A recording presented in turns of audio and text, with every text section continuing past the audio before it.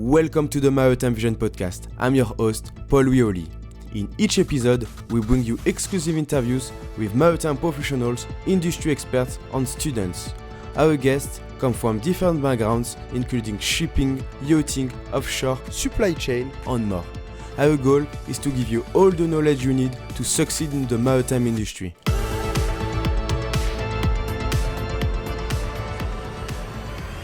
Welcome everyone, welcome back to a new podcast episode.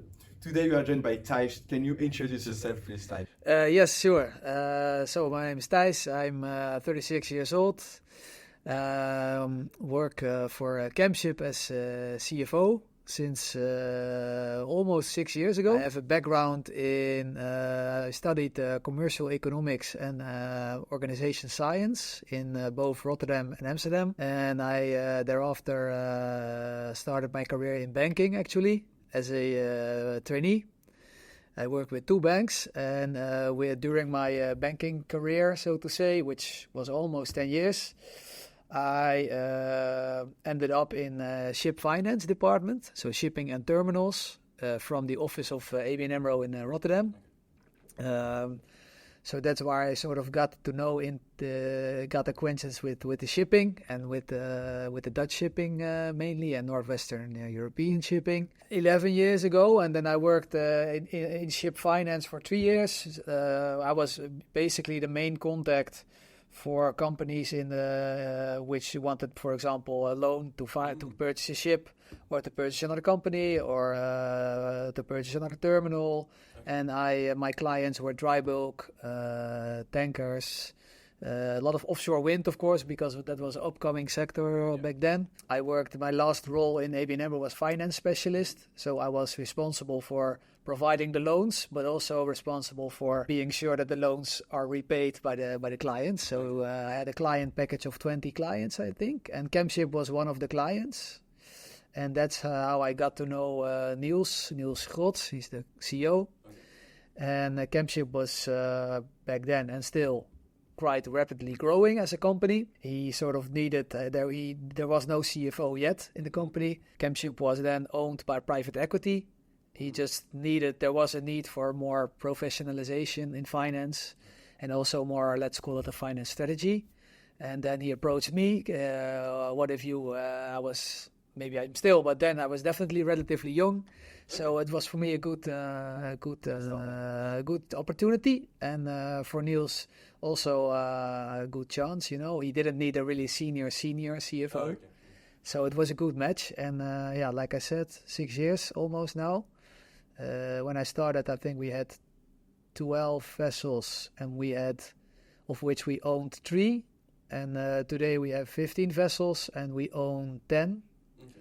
So we have invested every year to purchase 2 or 3 vessels. And as a company, we reached actually a lot. It was never boring the last 6 years. I can imagine. No. So the type of vessel is chemical tanker? Yes. So it's stainless steel chemical tankers, 12 to 16,000 deadweight segment. Mm-hmm. So actually we have the biggest part are 14,000 deadweight, and we have some 12s and some 16s, all very much comparable with each other.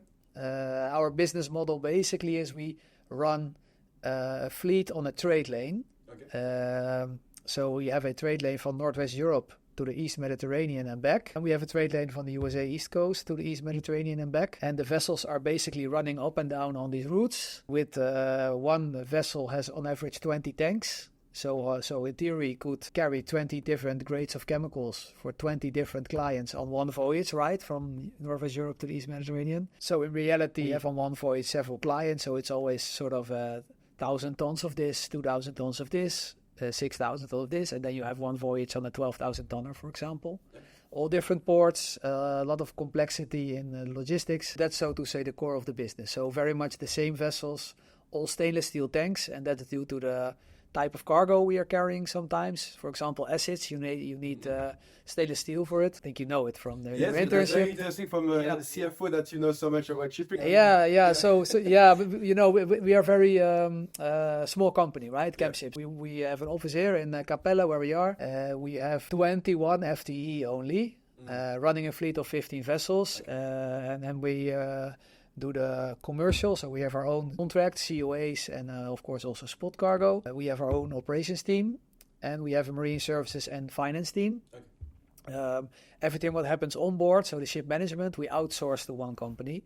That's why we can manage the company with a relatively small amount of people. Yeah. And on the other hand, that's also the reason why I know, let's say, a lot about the bigger picture, and I don't only look at finance. For example, I also do a lot on the S&P side. You know, the role is CFO, but the CEO is traveling a lot. We do a lot together, and we have a management team with the CEO, myself, a commercial director, an operations director, and we just discuss a lot in the management team. So it's a very, it's not only finance for me, and that's also the thing I like. Because working in a small company, you can do a lot of different things. That's true. That's completely true. It's very interesting. I want to ask you a lot of questions. Okay. Because as a CFO, it's quite versatile. You can touch to a lot of things, I think. Yeah. Can you first explain why a company needs a CFO? A company in general would need a CFO is mainly responsible, I think, for the financial strategy and also the risk management basically of a company.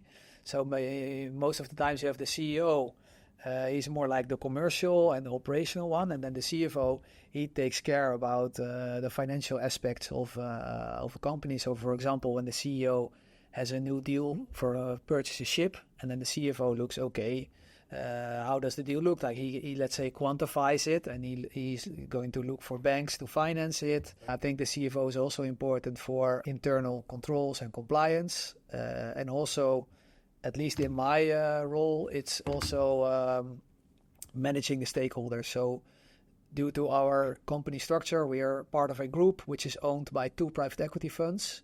So and we're financed by several banks. So my role is very much keeping those parties involved, making them enthusiastic for Chemship, getting deals done together with the CEO. It differs a bit with the company. Some shipping companies, they have a CFO really focused on the, getting the numbers ready and straight and looking more at the past. I think my role here is I have a very good person in my team, and he's taking care of the reporting. And I look at basically explaining the results and also looking ahead, business development, scenarios, and also working together with our partners, shareholders and banks to be able to finance our growth, basically. Okay, because interesting. Is it because this is a link with maritime industry, or it's because the company is not a huge corporate? I think in general, in the maritime industry, it's asset heavy, right? It's always, the material is very expensive. So you need, in most cases, also external parties to finance, the assets. So in that case, that's I think in general in shipping, in a shipping company that owns vessels, you need a CFO who is able to get deals done with banks. So I think that's maritime, and also because we're quite small, it's it differs a bit. So to sum up everything, so if you are a CFO of a company, for the biggest companies like for example Shell, for example, you are taking care more about the reporting, taking care of the finance of the company. If you expend too much expenses or to you're responsible, especially in a big company, you're responsible for the whole thing, of course. But it differs a bit in which stage the company is, where your main focus is, I would say. For us, and also for me personally, and also that fits me the best, it's really about getting the company further into growth. Okay. But when a company is for example, in a more challenging shape, it's more like cost cutting and being able to monitor everything very closely.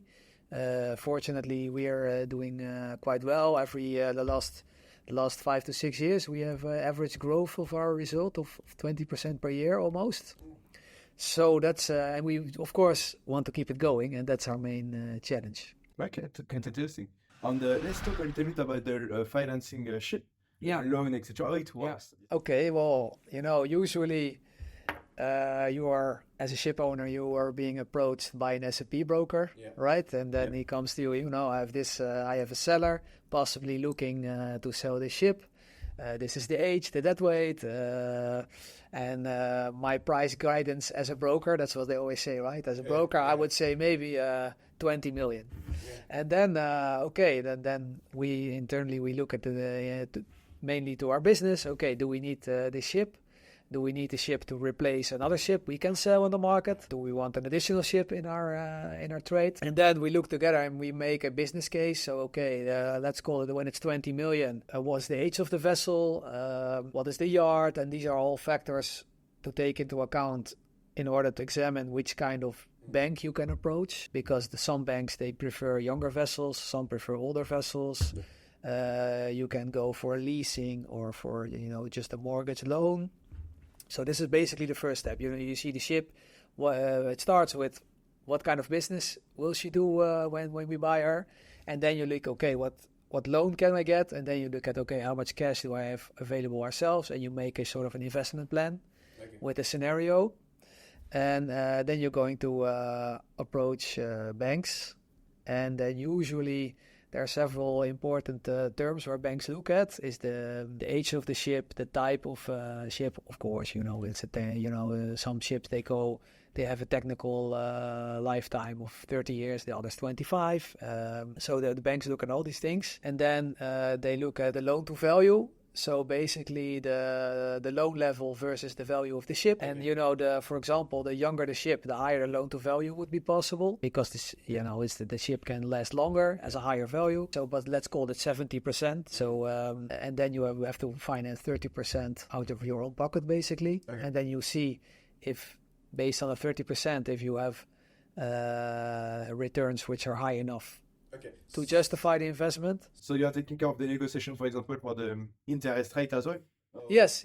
So this is loan to value. Then, of course, it's interest rate. It's also the repayment profile. Some banks, they say, I want to have a loan fully repaid when the ship is 15 years old. So when you have a 10-year-old ship, you have 5 years to go. So you can get a loan which you have to be repaying in 5 years. Some say to 20. So you have a more longer repayment profile. Which is usually better in terms of risk management, right? Because the shorter repayment profile, the higher the break-even costs will be. Exactly. And that's also very important to look, okay, what's the break-even cost? And then you take into account, of course, the interest and the repayment, but also the OPEX on the ship and the insurance. And then you see, okay, for example, the break-even to get this loan and to purchase the ship for that price is $11,000 per day. I just didn't name an amount. And we think we can get in the market 13. So you have $2,000 margin. And then you could choose, we go for the deal. But when the break even is 12.8 and your business plan is 13, you say, okay, it's too risky. So either we need to find a better financing deal, or we are a lower price for a vessel, or we need to find a way to increase revenues on her. How do you find the data to make this due diligence process on the calculate OPEX? We have, of course, historical OPEX from comparable vessels.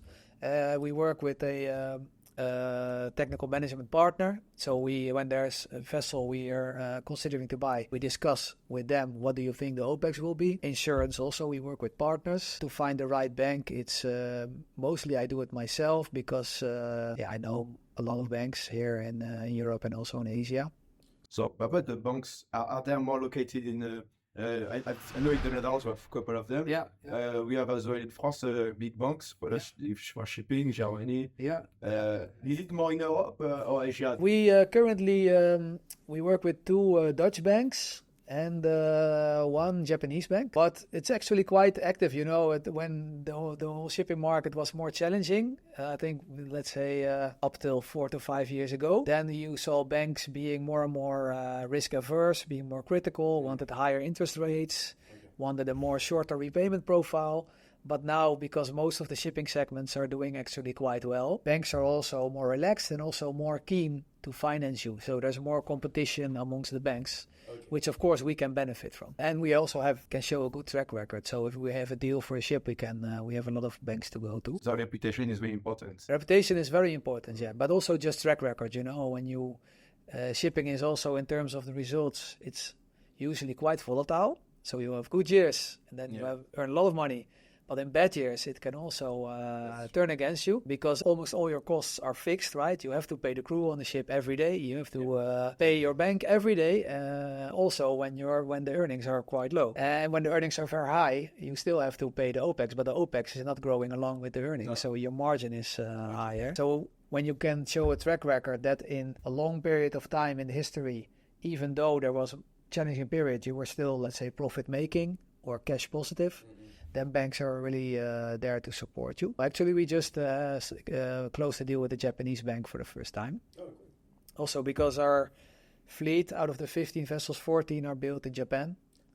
And we have, like I said, 10 vessels in ownership and 5 vessels on time charter in, and all time chartered in from Japanese investors, which we work very close with. So we work actually close with the yard and the investor in Japan to get some deal like this done. So we have a very close relationship with Japan. So it also makes sense to have a Japanese bank financing.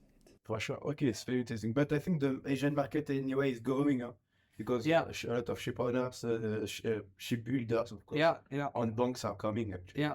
So now in Asia, it's usually they're more aggressive on terms. So you can get lower interest margin and you can get a higher loan to value if you want. So there's more competition.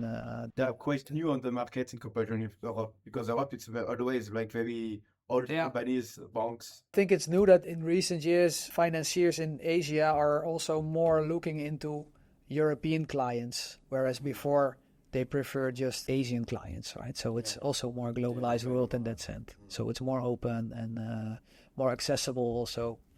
There are also, of course, brokers in between, European brokers. But for example, with the Japanese bank, we just deal with them directly.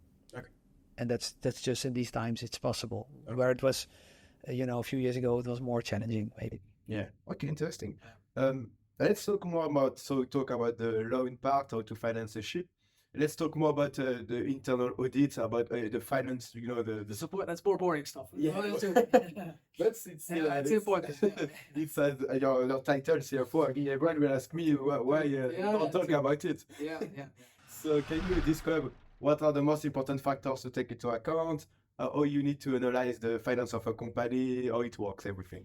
So the internal audit, you mean? That's the internal audit, and even to have a look on the job as a CFO to just manage the finance of the company. You have to have a sort of a helicopter view on the whole process, from on how our business works from the start to the end. And for us, the start is when a broker calls and to our commercial department and they say, I have a cargo from Le Havre to, Istanbul. 10,000 tons of this. What price can you give me? And then that's where the process starts. And then in the end, it ends with a voyage of a ship with a result in the end. And then we have to, as finance, incorporate that into our numbers, into the result of the company every month, basically. So I think how it works is, understanding the whole process, see how decisions are made. The important decision nobody can make on his own, right? If you talk about audit, it's very important that you have internal controls and you have segregation of duties, because it's a lot about big numbers in shipping in that sense. When, for example, when you bunker a vessel, order some fuel, it's 200k, right? And when one person can do that on his or her own, that's a risk.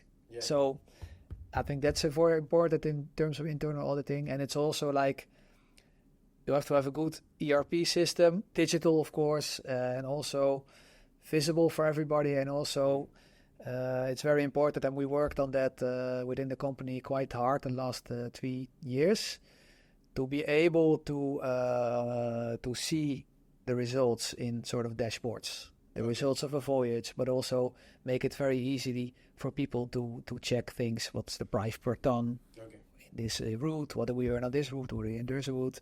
How is this ship performing? So we built, let's say, dashboards which enable you to see the bigger picture quite at an easy way, because we have a lot of details in our system, but we have Power BI, and it extracts all these details and makes it visible. For example, what we earn on a ship in a several week.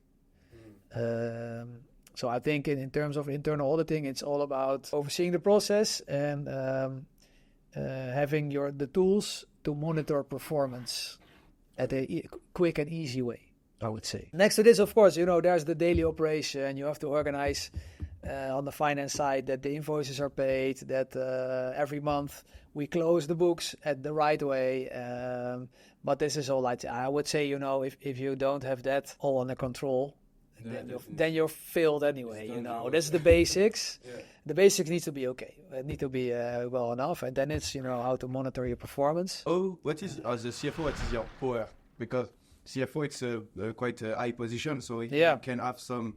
If something is wrong, what kind of decision you can take? That depends, of course, how the company organized it. But here, I have authorization to sign deals together with the CEO. So we have a structure where nobody can sign on his own on behalf of the company. So every investment or whatsoever needs to go through me and CEO. So that's quite a clear one. Yeah, so we have quite we're a small company, so that's the nice thing. So we can we make decisions also, of course, together. But we are quite free to make decisions. Yeah.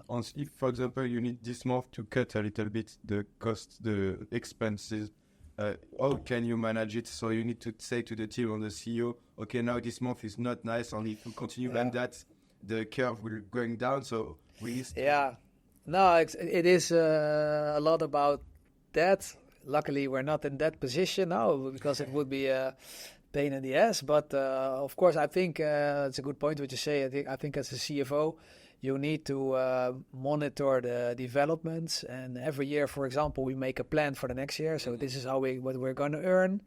And it starts with the commercial team. And then in the end, you have a budget. And it's the CFO or at least the finance team's role as well to monitor where do we stand towards the budget.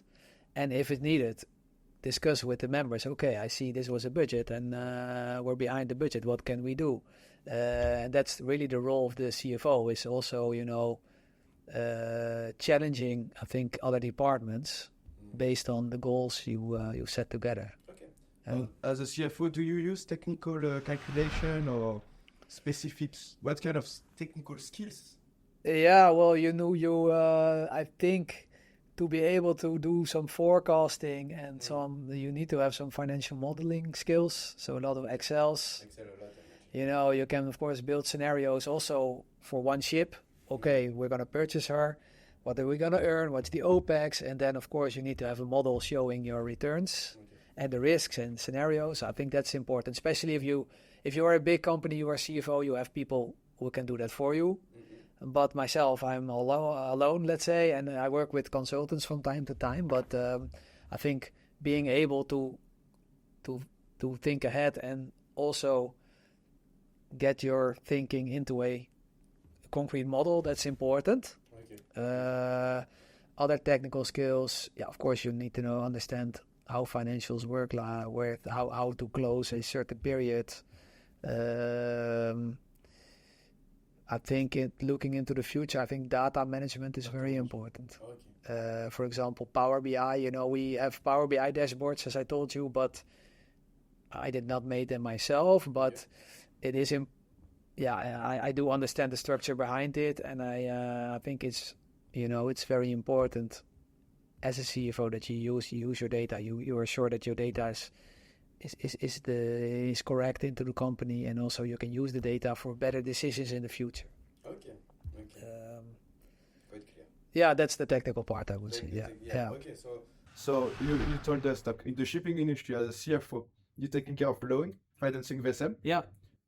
Of course, taking care of the company budget, finance, normal tasks. Yeah. And did I forget some? Oh yeah, no, it's maybe it's already said, but it's an important thing of my job is monitor the performance and also inform the stakeholders into that process. So every quarter you have presentation to the board.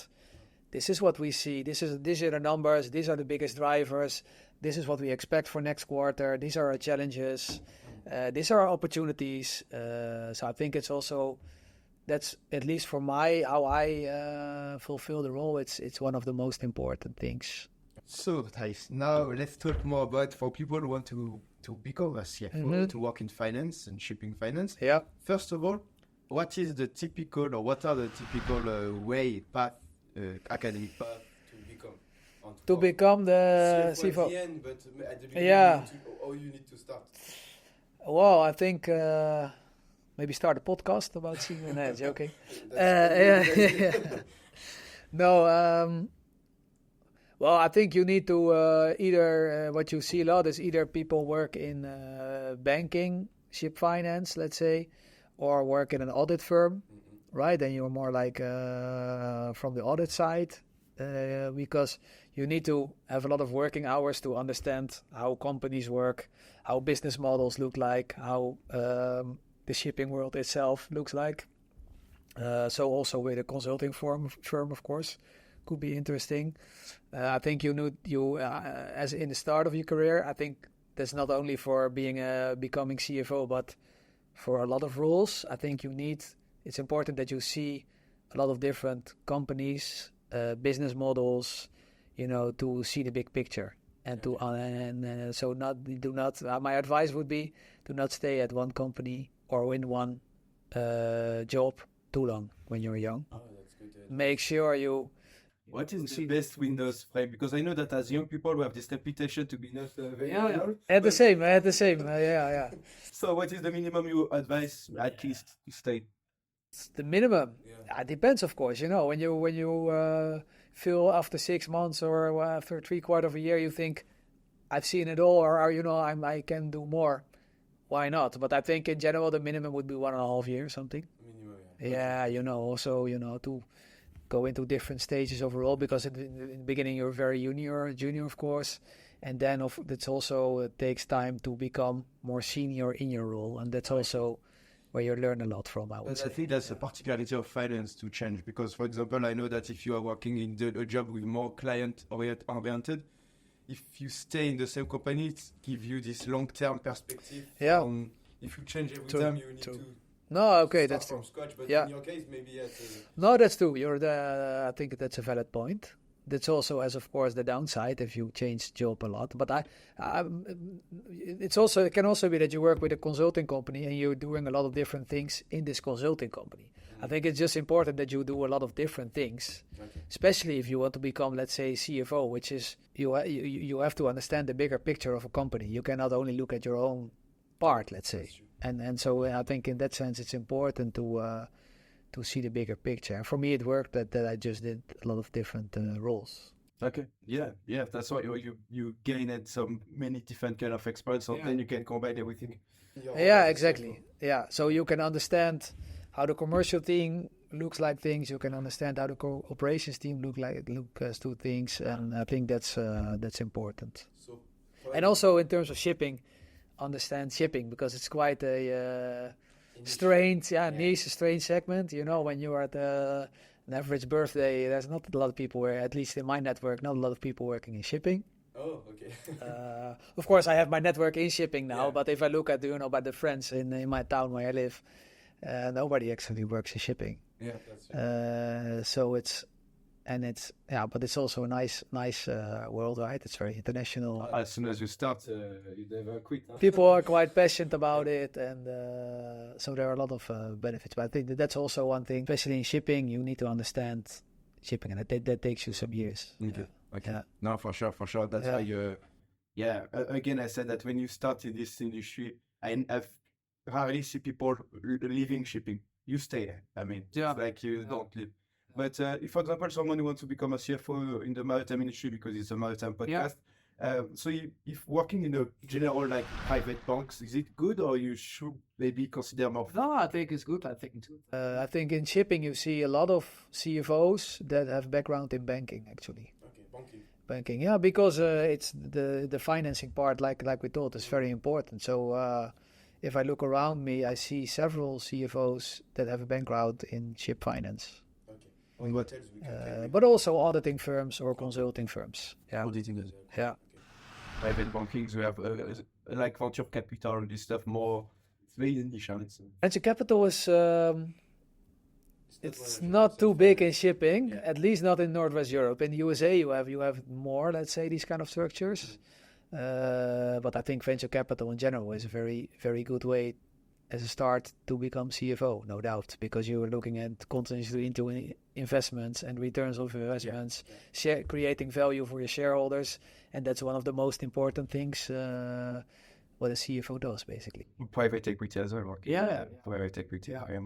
Okay. So basically everything regarding finance on asset thing. You can start from this angle or from that angle. I think what is important is, like I said, you see all angles. So you're not a pure auditing person. That's, I think, then you miss some things as a CFO. But you can also not be a pure venture capitalist, because you also have to take care of the reporting and the controls, right? That's true. So it's a bit versatile, a bit generalistic, I would say. Yeah. And very interesting. And so how long do you need to become a CFO then average? What? I think it's on average. I think I saw that on some news item last. I think on average it is, let's say, 10 years minimum. I think I'm relatively quick. Young, yeah, sure. But that's also, sometimes you're lucky and it goes like it goes. Right? When you work in a small company and I could grow along with the company. I did not start as a CFO 6 years ago. I became officially CFO 2 years ago. And before that, I was finance manager. But there was no CFO above me, let's say. I did basically the same, but then it was called finance manager, and then they said, okay, you're doing well. And the shareholder said, okay, now it's time for you to become the CFO, and then you're also authorized to sign on the company. So it's a step. And I think in general, it's around approximately 10 years, I would say. But when you work in a startup, and it can become really quick. To become the CFO of Anthony Vader, for example, or Stolt, you need to have, I think, 15, 20 years experience minimum. But for Chemship, it's 10 years because we're smaller, right? Okay. And you go with the company, basically. Yeah. So that's very interesting.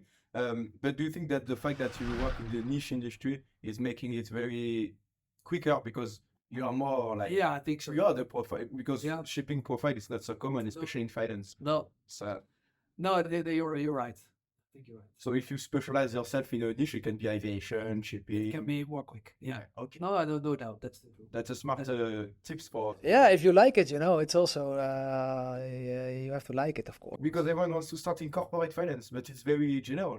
It is general, but on the other hand, when you work in a consulting firm in corporate finance, you see a lot of different business models, right? And you know how to value the companies and different businesses. So I think that's valuable. But I think what you say also makes sense.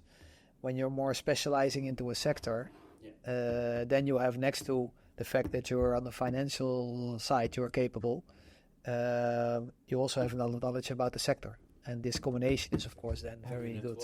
Yeah, network as well. Yeah. Okay. And do you need a big network as a CFO? That's a good question. In finance, not as much as a broker or...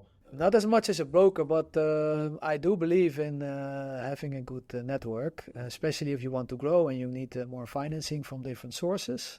I very much believe in a good network. Maybe it's also because I worked in a bank and there, although my role was financing, but also commercial. I had to do some deals. So I'm relatively commercial for a CFO, I would say. But I think in almost every role, it's important to have a network, because it's not only that you can do business with each other, but for example, I work with some CFOs of other shipping companies here, which are based in Rotterdam. Also to just learn from each other, right? And they're not direct competitors, but you just learn, okay, we're working, we have this challenge, how do we do this? You have this challenge, how do you do that? You help each other, and that's also how you learn. But that's a very quick point what you said about commercial, because I think every job you need, if you start having this commercial side, you will grow so quickly. I'm lawyer. Personally, but also as a... Yeah. For example, this Power BI dashboards, I actually discussed that before we started with the project, discussed it with the CFO of a bigger company, shipping company. I said, we're considering to build these dashboards together with, do you have any tips? And then he said, we'll show you our dashboards. We work with this company. Maybe they can help you. And then, like this, it's... and then recently there was an interview in... CFO magazine, it's a Dutch magazine, with me and him together explaining why explaining the dashboards and how it helped us in getting more insight into the emission of our vessels. That was quite nice. Yeah, CFO magazine. yeah it will be published in September. I didn't know you have dedicated for CFO. Yeah. You have a lot of magazines. So like Shipbroker magazine. Yeah, exactly. But that's that's all very much depending just on my network, right? It just because I reached out to him, and then I added value to the company, but also to my personal profile, I would say. So I believe in networking. Yeah. Like, do you travel a lot as a CFO? Or it's not too... Well, because I think in general as a CFO, depending on how the structure is, but you don't have to travel a lot. But I think 30 to 40% I'm working on S&P or chartering kind of projects, and that's the reason. That's the main reason I do travel. I think on average I travel 4 to 5 days a month. It's quite okay. For me, it's the right balance. Yeah, it depends, of course. We have shareholders abroad, so that's, of course, a bit of traveling. We have Japan as a big link with investors there, so we need to go to Japan 2 times a year, let's say. Like the specific shipping, there's a lot of brokerage in London or the Nordics, right? Or Oslo, Copenhagen. So that are the places, basically, we travel a lot. And I do that as well, also because I like it. No, of course. Not too much, but it's all about the right balance. Yeah, for sure. Yeah. What about the remuneration when you start in it's very large, but when you start in finance, banking? What see my salary? Why not? It's great. Unique. Everyone asks me this question. Yeah? Yeah, every time. Yeah, okay. Well, yeah, I don't know. What was the question? What about? So, what about the remuneration if you start, for example, as a junior in finance? And then as a CFO, of course. Well, what to say? I think in general, the salaries in shipping in comparison with other sectors are relatively high. I can say that, I think, because it's all about the big amounts, right? I don't know, but in shipping, salaries are quite okay. Yeah. It depends very much how the shareholding looks like. I think my salary is partly based on bonus, based on performance of the company. And also my personal performance, but mainly the company actually, because I have a lot of influence on that. So when the company performs good, my salary is also increasing rapidly. But okay, if not, then it's still okay. It's not, of course, not such a variable salary as brokers sometimes may have. But in general, within Chemship and I think within the whole sector, I think we have a good package. And for me, salary, yes, of course, it's important. But when you're in a job and you don't really like it, but you have to stay there because of the salary, I think that's not a good thing. I think the most important is that every day you start your workday and you feel like that you enjoy it. Okay. Of course, you cannot enjoy everything. Of course, there's 20-30%, which is maybe not so great, right? Not so great. It's everything in life, yeah. As long as the majority of the days, the 70-80%, is you feel like enjoying work and you're motivated to and happy with your work. I think that's way more important than salary. Okay, very interesting. I want to ask you a last question. What kind of advices, tips can you give to young starter in the industry? Build on a network, explore. Just explore, I would say. Explore. So do not jump into conclusions too quickly about what you can do, what you cannot do, what you like, what you don't like, but just try things. In your opinion, is it good sometimes to travel? I mean, for example, I know that I was graduated in the Netherlands. Yeah. I wanted to stay here, but I have as well a lot of opportunities abroad. Okay. So do you think it's good sometimes to move everywhere in the world, or it's better to stay in the same spot because the market is here? Or I think in general, I didn't do that, but I think in general it's way better to explore and to see different things and to not get too comfortable too quickly, because it's when you're a bit older, you also have responsibilities, right? I have kids, I have a mortgage, so that I don't have the flexibility which probably you do have. Yeah. So take advantage of that, and but you can also explore staying in the same country. You have to just ask a lot of questions, try things, and push yourself, I would say. Yeah. Interesting. Thank you, Thijs. Thank No you for worries. this podcast. Yes. Thank you for listening and watching this episode. We are looking forward to bring you more insights from maritime professionals, experts, and students. Do not hesitate to follow the podcast on Apple Podcasts, Spotify, and YouTube. Your support means a lot to us and helps us to bring you more content.